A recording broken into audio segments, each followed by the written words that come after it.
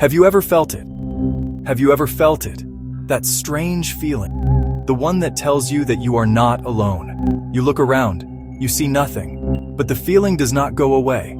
It is a cold spot in a warm room. It is a whisper on the wind when no one is there. This is the moment when our world touches another. A world that we cannot see.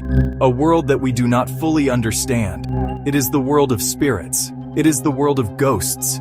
It is the world of things that remain long after they should be gone. Are they just stories we tell ourselves? Or is there something more? We live our lives surrounded by logic. We live our lives surrounded by reason. But what about the things that defy explanation? Sarah was so excited. She had just bought her first house. It was an old house, built over 100 years ago. It had beautiful wood floors, big sunny windows. Sarah loved its character. She loved the history she could feel in its walls. She spent the first week painting, unpacking. She was making this old house her new home.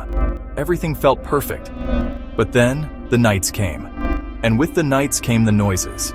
At first, it was just small sounds. A creak here, a groan there. Sarah told herself it was just the house settling.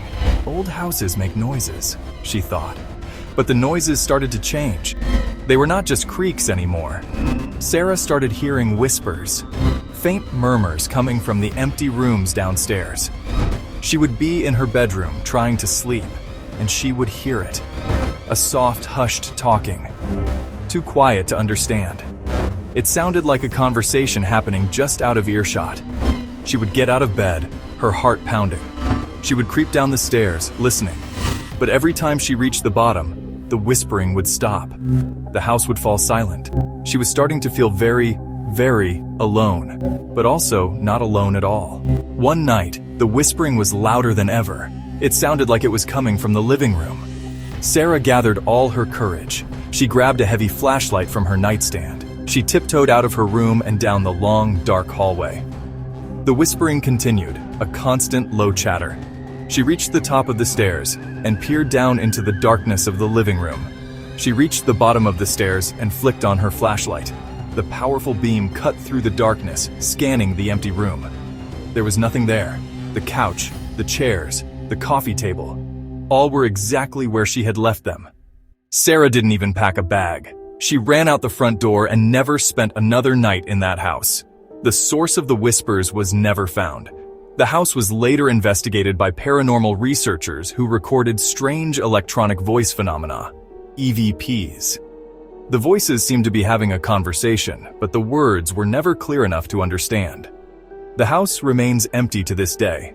But Sarah's story is not unique. This next story comes from a college student named Mark. He was living in an off-campus apartment with 2 roommates. For the first few months, everything was normal. It was a typical student apartment, messy and loud. But then Mark started noticing something strange. He would often stay up late studying in the living room after his roommates had gone to bed. It was during these quiet hours that he first saw it. A shadow. A tall, dark figure standing at the far end of the hallway. At first he thought it was a trick of the light. He would blink and it would be gone. But it kept happening. Night after night he would look up from his work and see the dark shape. It never moved. It just stood there, a silent observer in the darkness. He didn't tell his roommates. He didn't want them to think he was crazy. One night, Mark decided he had to confront it. Who's there? The figure did not move. It did not respond. Mark took a tentative step into the hallway. As he got closer, he could see it more clearly. It had no features, no face, no clothes. It was just a void. He took one more step and then it moved. It glided impossibly fast into his roommate's bedroom and vanished through the closed door. The next morning, his roommate told Mark he had a terrible nightmare about a tall man standing over his bed. They talked. They realized both had been feeling uneasy for weeks. The third roommate had seen it too. It watched him while he was in the kitchen. He thought he was imagining it. Now the 3 faced a disturbing reality. They were not alone. They researched the building's history. Decades ago, a man had lived in their exact apartment. He was a recluse and had passed away, undiscovered for weeks. They couldn't live with a constant feeling of being watched. Fear became too much. They broke the lease. On moving day, Mark took one last look down the long hallway, closed the door, and locked it for the last time. He never looked back. Our next account comes from a man named Leo, a paramedic who often worked the night shift. He and his partner were called to assist an elderly woman who had fallen. It was a routine call. They found her at the bottom of a grand wooden staircase.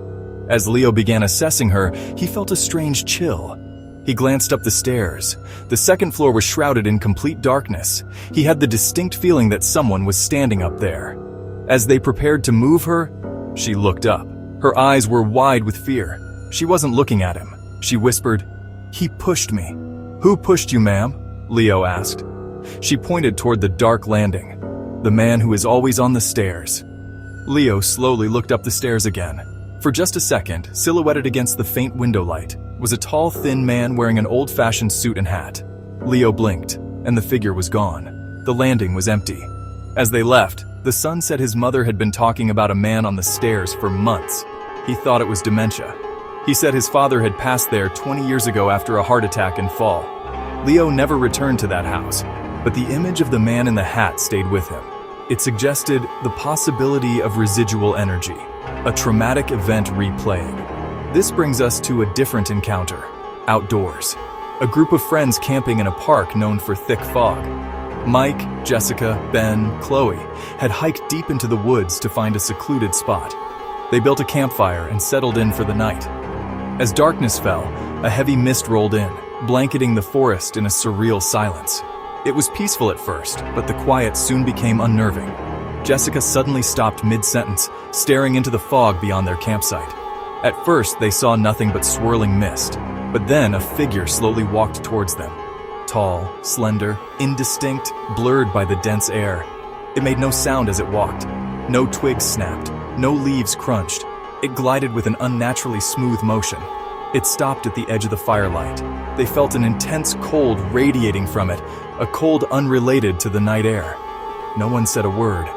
The figure turned and dissolved into the fog until it was gone. The cold spot lingered for minutes. They didn't sleep that night. They kept the fire burning and took turns watching. Later, they learned the local legends, stories of a gray man who appears in the fog as a warning. The friends considered themselves lucky. They had seen it, but nothing had happened. At first light, they packed up and hiked out as fast as they could. The experience bonded them.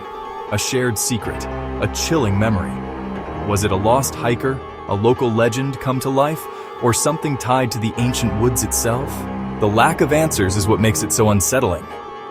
These stories are just a few of the thousands that exist. They come from different people, in different places, at different times.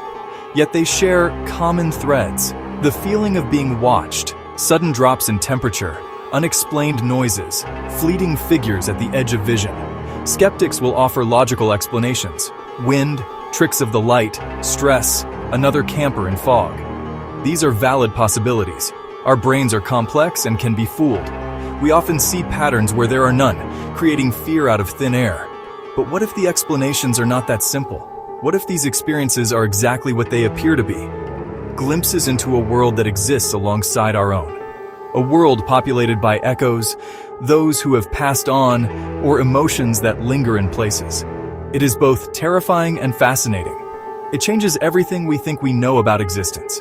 It suggests consciousness might not end with the body. It suggests powerful events can leave psychic imprints. This is the central question that haunts us. What happens after we die?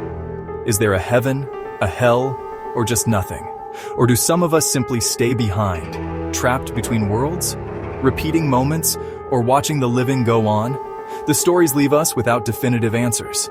Instead, they leave us with a profound and unsettling sense of mystery. So, what do you believe?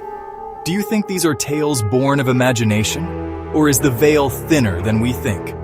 Perhaps you have your own story. A strange noise, a fleeting shadow, a chill in an empty room. These experiences are common around the world. They connect us in curiosity and fear. The truth remains elusive, hidden in the shadows just beyond understanding. Tonight, when you turn off the lights and lie down to sleep, listen carefully. Listen to the creaks and groans. If you feel a sudden chill, remember these stories.